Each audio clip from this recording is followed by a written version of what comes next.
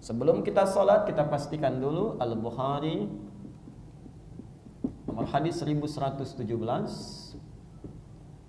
Kemudian caranya kita teruskan, misal Abu Daud nomor hadis 849. Kalau tidak mampu Al-Bukhari, lagi kembali nomor hadis 2996. Dan cara maksimalnya Abu Daud lagi nomor hadis 666. Gambarnya nanti kita akan lihat dalam layar. Di setiap gerakan kita akan bertanya. Kalau mau baca kita bertanya. Kita mulai, ya Rasulullah, bagaimana cara kami salat? Kata Nabi, ayo kita mulai. Shalli qa'iman. Saat Anda pertama akan salat, qa'iman, siap berdiri.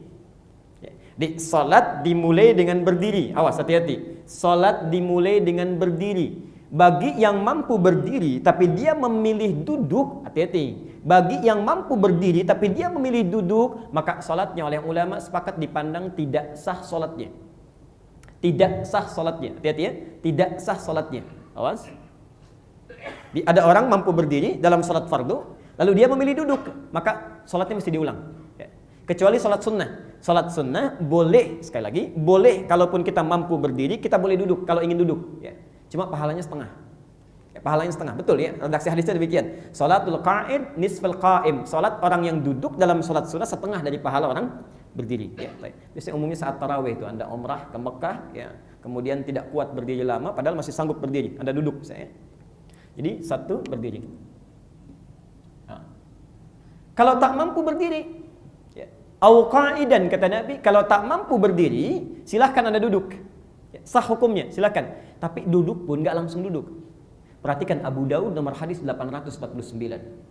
Diriwayatkan falamma takhadzal lahma wa asanna, maka tatkala Nabi semakin agak gemuk dan semakin sepuh, perhatikan, beliau sebetulnya bisa memilih duduk.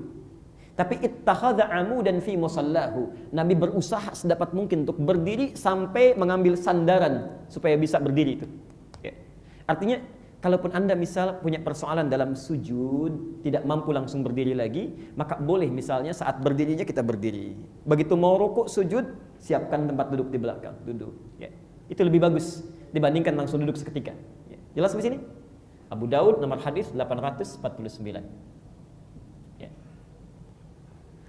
Au ala jambin, kalau tak mampu fa illam tastati fa ala jambin. Kalau Anda tak mampu duduk pun boleh sambil berbaring. Boleh. Masya Allah. Jadi diberikan sangat kemudahan tapi tidak dimudah-mudahkan. Bisa berdiri, silahkan. Gak bisa, langsung duduk.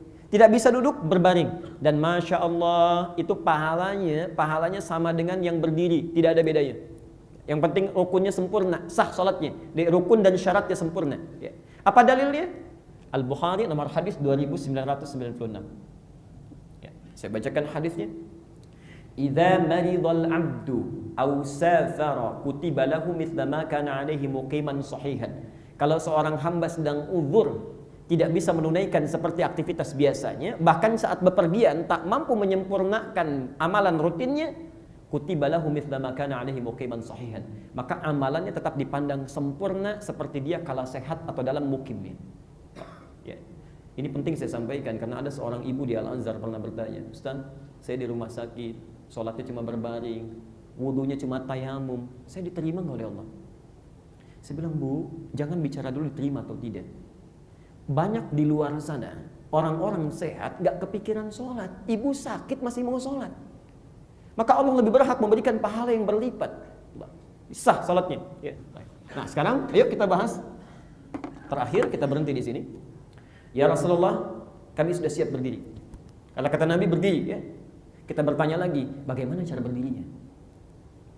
Kan macam-macam ini ya. Ada yang kakinya begini mungkin, ada yang lebar begini, ada yang berdirinya begini, badannya kanan, badannya kiri. Bagaimana ya Rasulullah? Maka dirinci oleh Nabi, hadis riwayat Abu Daud nomor hadis 666, 666. Kita sekarang masuk ke layar. Mari saya bacakan dulu hadisnya, kemudian kita coba lihat gambaran Rasulullah. Kata Nabi, istaqimu. Saya mulai dari istaqimu dulu. Istaqimu itu artinya, perhatikan, badan tegak.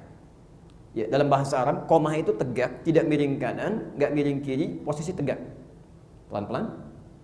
Itu istaqimu namanya. Qamah. Ya. Adapun posisi kaki, perhatikan, dalam hadis yang tunggal sifatnya, Nabi tidak merinci. Apakah kakinya ini mesti misalnya, mohon maaf, begini sifatnya? Ya. Jadi depannya itu keluar, terbuka, ya. Dalamnya ke dalam, tumitnya, itu nggak dirinci. Ya. Ataukah lurus begini? Belum ada keterangan dalam kalimat yang pertama ini. Ya.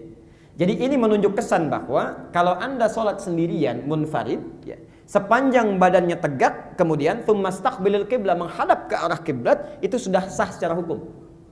Misal, saya sholat sendirian begini, saya menghadap kiblat. Ya. Posisi kakinya misalnya terbuka begini, ya, terbuka.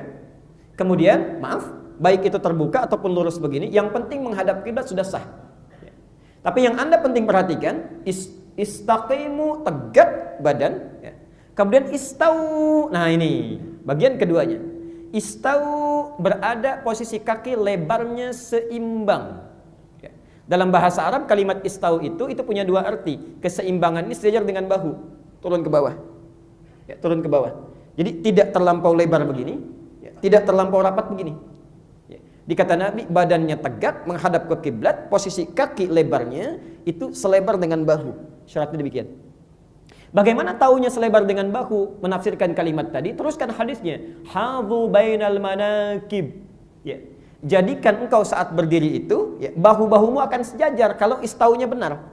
Kalau istaunya benar. Di posisi kaki yang pertama, maaf, lebar, tidak terlampau lebar begini, tidak terlampau lapat, kemudian ya, sejajar dengan bahunya. Ya.